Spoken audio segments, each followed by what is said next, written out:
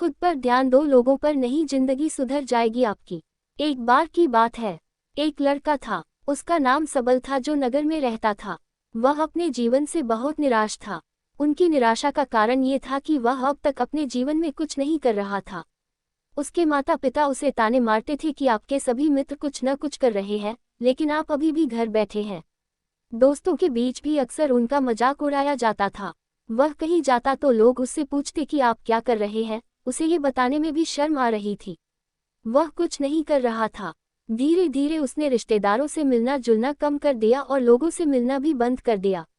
वह ज्यादातर समय घर पर ही रहता है।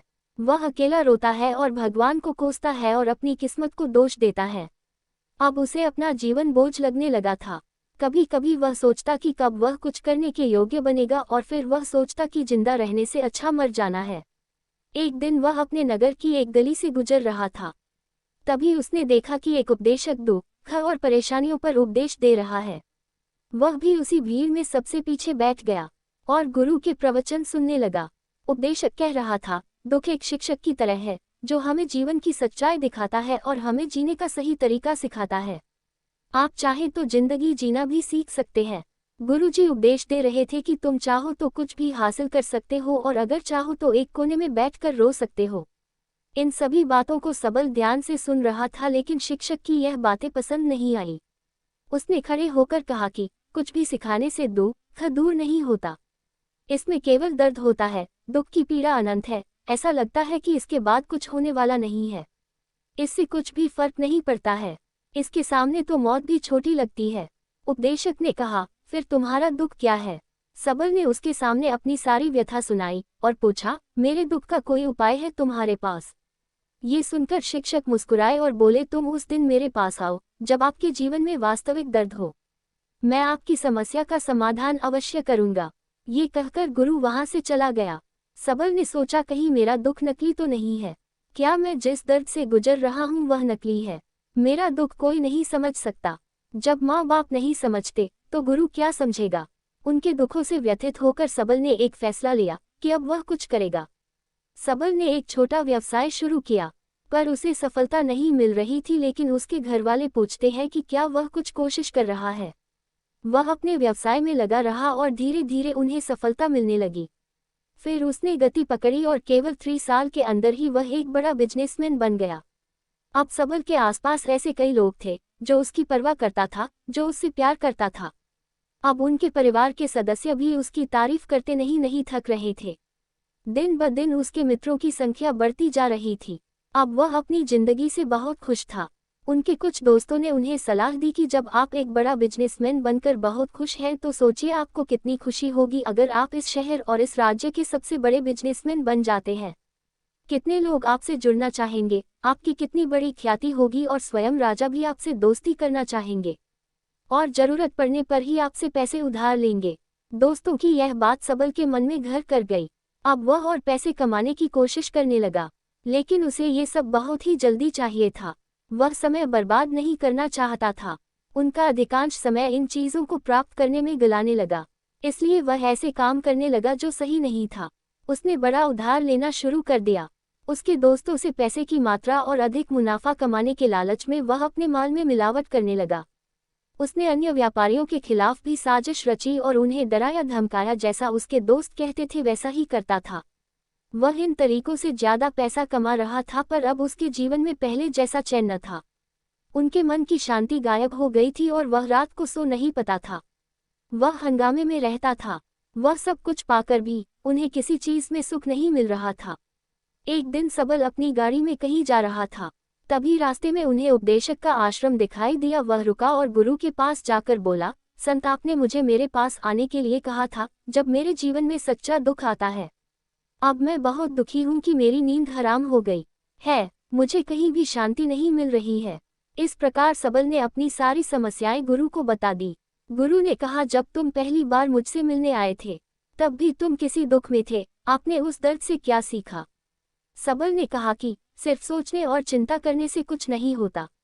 आपकी दृष्टि को सच करने के लिए ये कार्रवाई करता है, और सिर्फ काम करने से कुछ नहीं होता, परिणाम भी मिलना चाहिए।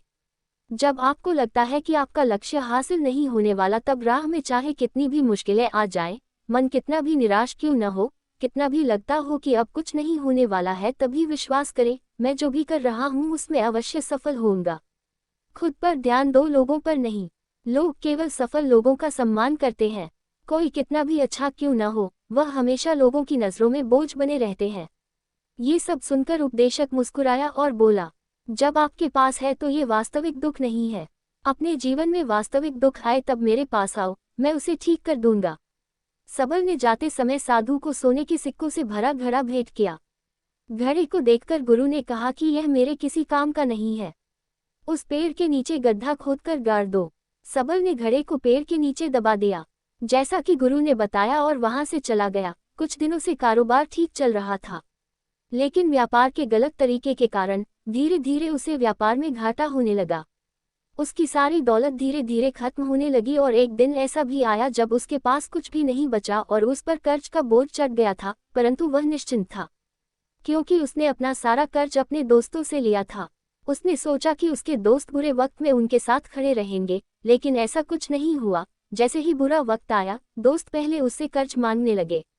अगर उसने कर्ज नहीं लौटाया, उन्होंने उसे जान से मारने की धमकी भी दी। उनके सभी शुभचिंतक और प्रियजन उससे दूर हो गए। उसके दोस्त, जो उसके साथ मस्ती किया करते थे, अब उससे दूर भाग रहे थे। उसका परिवार उसकी गलतियां और कमियां गिनने लगा। उनकी सारी संपत्ति नीलाम कर दी गई और उसके पास कुछ भी न बचा। जब उसने अपने पिता से मदद मांगी, पिता ने कहा कि मेरे पास थोड़ी सी संपत्ति है, मैं तुम्हारी माँ को क्या कहूँगा अगर मैं तुम्हें दे दूँ। ये संपत्ति हमारा अंतिम उपाय है। सबल के मन में गहरा दुख छा गया। उसके आसपास कोई नहीं था जो उनके दुख को समझ सके, जो उसे संभाल सके। जनता के इस विश्वासघात के कारण वह अंदर से टूट चुका था। वह सोचने लगा कि अब जीने का क्या मतलब है, अब मौत ही मेरा सहारा है। वह आत्महत्या करने के लिए पहाड़ी पर जा रहा था, तब से उसे याद आया कि उस शिक्षक ने उससे कहा था, मेरे पास आओ जब तुम्हारे जीवन में वास्तविक दुख हो। सबल गुरु के पास गया और अपनी सारी व्यथा सुनाई। आंखों में आंसू लिए उसने कहा, हे गुरुजी, मेरे दुख का निवारण कीजिए। गुरु ने कहा, जब जीवन में असली दुख होता है तब मेरे पास आ जाना, मैं इसे जरूर ठीक करूंगा। और पढ़े। एक बार की बात है, एक लड़का था, उसका नाम सबल था, जो नगर में रहता था। वह अपने जीवन से बहुत निराश था। उनकी निराशा का कारण ये था कि वह अब तक अपने जीवन में कुछ नहीं कर रहा था। उसके माता पिता उसे ताने मारते थे कि आपके सभी मित्र कुछ न कुछ कर रहे हैं, लेकिन आप अभी भी घर बैठे हैं। दोस्तों के बीच भी अक्सर उनका मजाक उड़ाया जाता था। वह कहीं जाता तो लोग उससे पूछते कि आप क्या कर रहे हैं। उसे ये बताने में भी शर्म आ रही थी। वह कुछ नहीं कर रहा था। धीरे धीरे उसने रिश्तेदारों से मिलना जुलना कम कर दिया और लोगों से मिलना भी बंद कर दिया। वह ज्यादातर समय घर पर ही रहता है।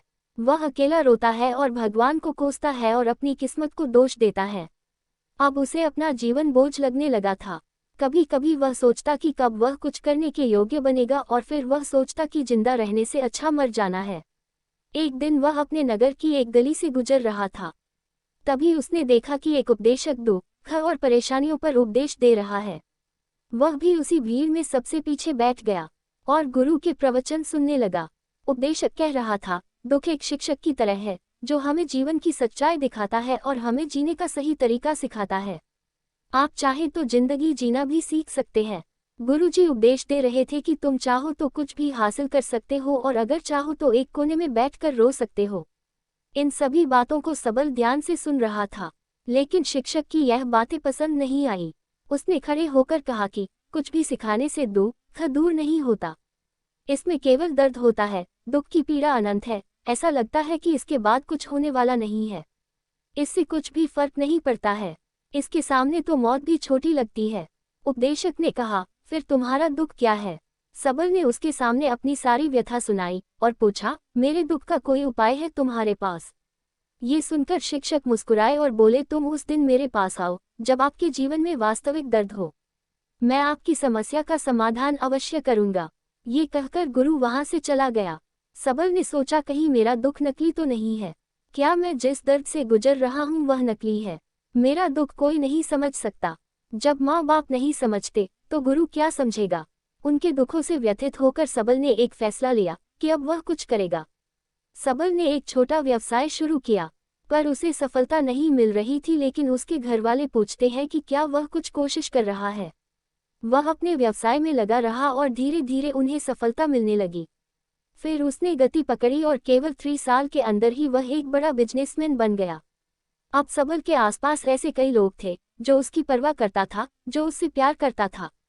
अब उनके परिवार के सदस्य भी उसकी तारीफ करते नहीं थक रहे थे। दिन ब दिन उसके मित्रों की संख्या बढ़ती जा रही थी। अब वह अपनी जिंदगी से बहुत खुश था। उनके कुछ दोस्तों ने उन्हें सलाह दी कि जब आप एक बड़ा बिजनेसमैन बनकर बहुत खुश हैं तो सोचिए आपको कितनी खुशी होगी अगर आप इस शहर और इस राज्य के सबसे बड़े बिजनेसमैन बन जाते हैं। कितने लोग आपसे जुड़ना चाहेंगे, आपकी कितनी बड़ी ख्याति होगी और स्वयं राजा भी आपसे दोस्ती करना चाहेंगे और जरूरत पड़ने पर ही आपसे पैसे उधार लेंगे। दोस्तों की यह बात सबल के मन में घर कर गई। अब वह और पैसे कमाने की कोशिश करने लगा, लेकिन उसे ये सब बहुत ही जल्दी चाहिए था। वह समय बर्बाद नहीं करना चाहता था। उनका अधिकांश समय इन चीज़ों को प्राप्त करने में गलाने लगा, इसलिए वह ऐसे काम करने लगा जो सही नहीं था। उसने बड़ा उधार लेना शुरू कर दिया।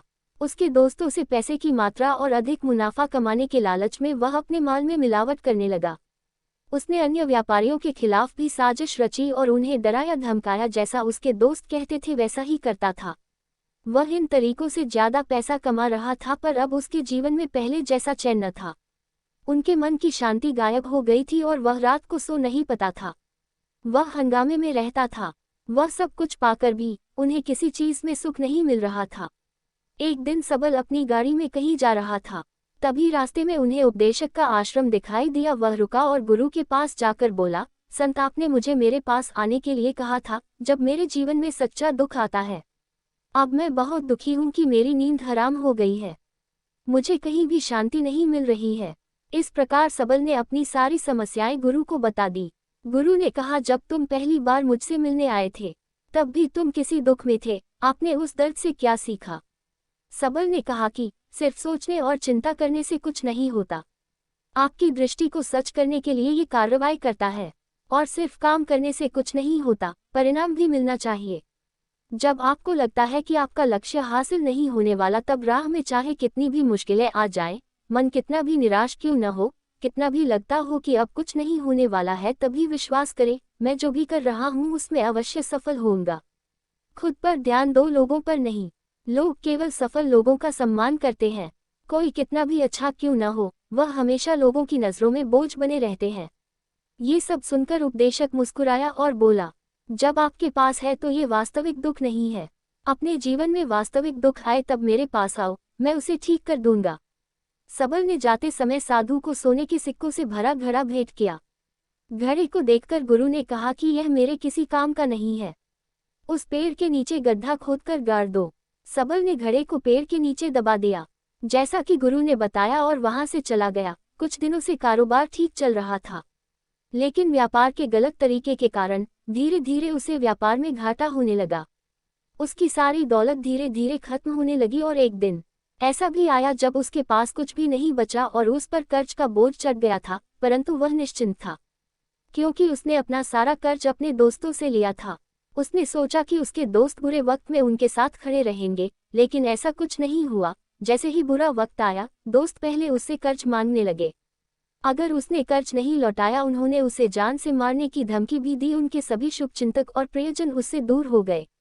उसके दोस्त, जो उसके साथ मस्ती किया करते थे, अब उससे दूर भाग रहे थे। उसका परिवार उसकी गलतियां और कमियां गिनने लगा। उनकी सारी संपत्ति नीलाम कर दी गई और उसके पास कुछ भी न बचा।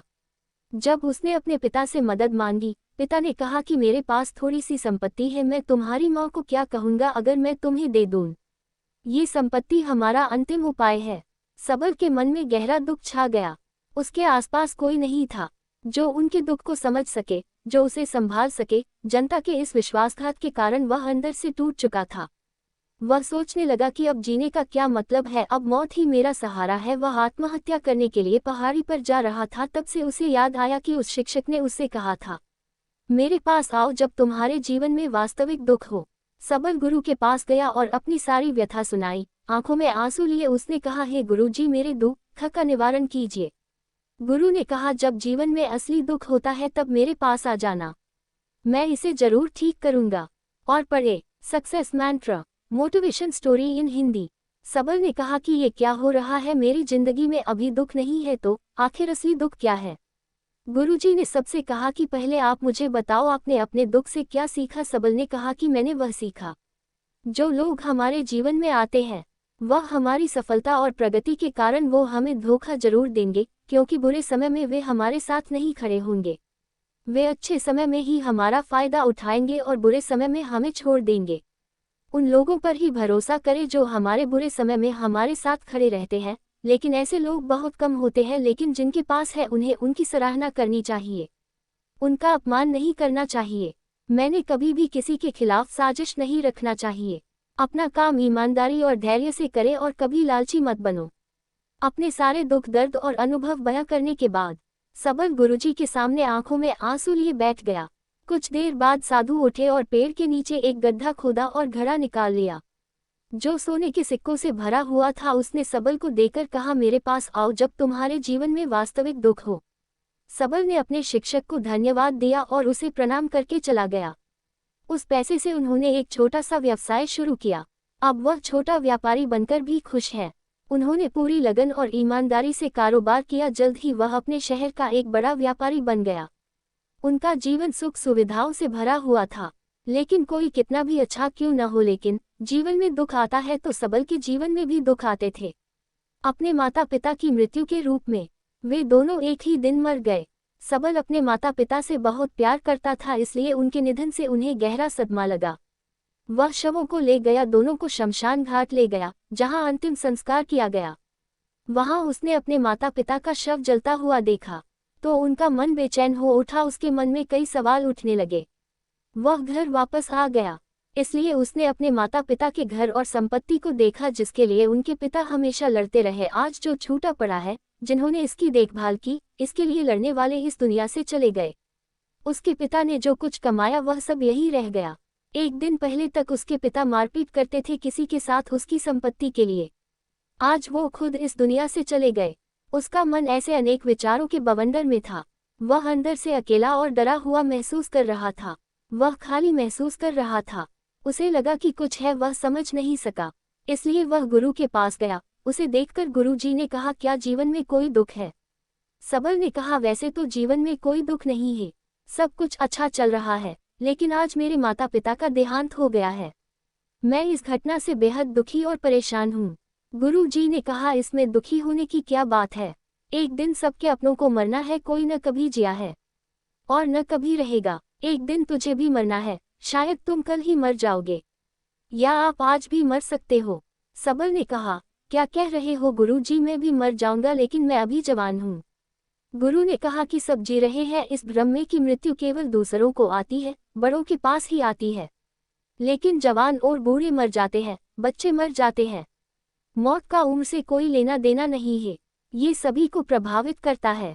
मास्टर जी की ये बातें सबल के मन में घर कर गई और वह चुपचाप चला गया, लेकिन उसका मन अभी भी बेचैन था। वह खाली महसूस कर रहा था। वह सारा दिन अपने बारे में ही सोचता रहा कि वह कौन है, वह इस दुनिया में क्यों आया है, क्या जीवन का लक्ष्य केवल चीजों को खाना और मरना है? ऐसे कई सवाल उसके दिमाग में लगातार उठ रहे थे, लेकिन उन्हें अपने किसी भी सवाल का जवाब नहीं मिल रहा था और उसका दुख दिन ब दिन बढ़ता ही जा रहा था। इसलिए कुछ दिन बाद वह फिर से गुरुजी के पास पहुंचा और बोला, हे स्वामी, मैं बहुत दुखी हूँ, क्योंकि मैं यह नहीं जान पा रहा हूँ कि मैं कौन हूँ और मैं इस दुनिया में क्यों आया। ये सुनकर गुरुजी मुस्कुराए और बोले, आज आपके जीवन में पहली बार सच्चा दुख उत्पन्न हो गया है। ये वास्तव में दुख कहलाने के लायक है। हम नहीं जानते कि हम कौन हैं, हम क्यों आए हैं, क्या करें, कैसे करना है। सबल ने अपने गुरु से कहा कि उसकी दुर्दशा दूर करो। गुरु ने कहा कि हम सभी इंसान हैं, जीवन भर संग्रह करते रहते हैं। सबल ने कहा कि सभी इंसान जीवन भर धन, सम्मान, परिवार, प्रतिष्ठा, मित्र, शत्रु आदि जमा करता है। गुरु ने पूछा, क्या हम एकत्रित की गई चीजों में से कुछ भी अपने साथ ले जा सकते हैं? सबल ने कहा, कोई भी इंसान अपने साथ कुछ भी नहीं ले जा सकता, वह सिर्फ अकेला ही जाता है। मेरे माता पिता भी अपने साथ कुछ भी नहीं लेकर गए, सब कुछ धन संपत्ति वैभव सब कुछ यहाँ पर छोड़ कर गए। शिक्षक ने कहा, अब मेरी बात ध्यान से सुनो, इस संसार में हमें जो संग्रह करना चाहिए वह हम नहीं करते, चीजें हमारे सामने होती हैं लेकिन हम उन्हें देखने की कोशिश नहीं करते। हमें इस दुनिया में जो कुछ भी इकट्ठा करना है वह हम खुद हैं। हमें खुद को जुटाना होगा ताकि जब हम मरे तो हम एकजुट हो सके और खुद को पहचानने में सक्षम होने के लिए हम अंदर बंटे हुए हैं।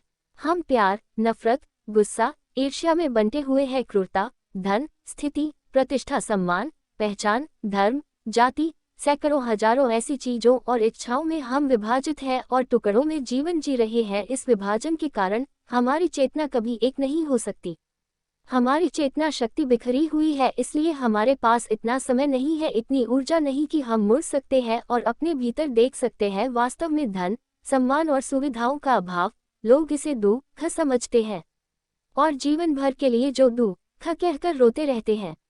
ये भी पढ़ें और समाधान खोजने का प्रयास करते रहते हैं। उन्हें अपना समाधान कभी नहीं मिलेगा, क्योंकि जिसे लोग दुख कहते हैं वह वास्तविक दुख नहीं है। ये सिर्फ एक आदमी की इच्छा है, उसकी इच्छा कभी पूरी नहीं होती, इसीलिए व्यक्ति को कभी उनके प्रश्नों का समाधान नहीं मिलता। इसलिए इन सब से परे, यदि आप अपने दुखों का अंतिम समाधान चाहते हैं तो सबसे पहले खुद को समेटो। इस दुनिया से अपनी ऊर्जा वापस ले लो और इकट्ठा करो। अपने आप पर ध्यान केंद्रित करो, स्वयं पर ध्यान दो। अपने मृत्यु से पहले अपने आप को जानने की कोशिश करो, बिखरो मत। सबल ने कहा, तो गुरुजी, क्या हम इस संसार को छोड़ दें? हमारी सभी इच्छाओं को मार देना चाहिए। किसी से प्रेम नहीं करना चाहिए, धन संग्रह नहीं करना चाहिए, सम्मान की आशा छोड़ देनी चाहिए। शिक्षक ने कहा कि भावनाओं और इच्छाओं ऐसे बिखरे हुए मनुष्य में से निकल आओ, जैसे कोई पत्थर पहाड़ से गिरे जिस पर पर्वत का कोई वश नहीं है सिवाय देखने के। परेशान होना और कुछ खोना वैसे ही बिखरे हुए मनुष्य की इच्छाएं बेकाबू और दर्दनाक है। उसका अनियंत्रित मन इच्छा करता रहता है और कल्पना करता रहता है और यह दुख देता है। लेकिन जब एक व्यक्ति अपने मन को एकत्र करता है तो वह जो कुछ भी करता है वह उसके नियंत्रण में होता है। फिर उसकी इच्छा से इच्छाएं भी उत्पन्न होती हैं। सबल ने कहा कि आपने मेरे असली दुख का समाधान कर दिया। आपका बहुत बहुत धन्यवाद। अब से मैं खुद को समेटने, खुद को तराशने की कोशिश करूंगा। गुरुजी ने कहा कि मानव शरीर में बहुत ऊर्जा और शक्ति है, लेकिन यह फालतू के कामों में बटा हुआ है, बेकार की बातों में लगा हुआ है। ये एक बहुत ही शक्तिशाली मशीन की तरह है, एक बच्चे के हाथ में रखा जा रहा है और वह बिना सोचे समझे अपनी शक्ति बर्बाद कर रहा है और बिना किसी नियंत्रण के। इसीलिए इस शक्ति पर ध्यान दे, अपनी चेतना, और इसे इकट्ठा करे। सबल को अपने प्रश्नों का उत्तर मिल गया। उसने अपने गुरु का शुक्रिया अदा किया और चुपचाप चला गया। दोस्तों, उम्मीद है आपको ये कहानी पसंद आई होगी। अगर आपको ये कहानी पसंद आई हो तो अपने दोस्तों और परिवार के साथ जरूर शेयर करें। आपका कीमती समय देने के लिए धन्यवाद।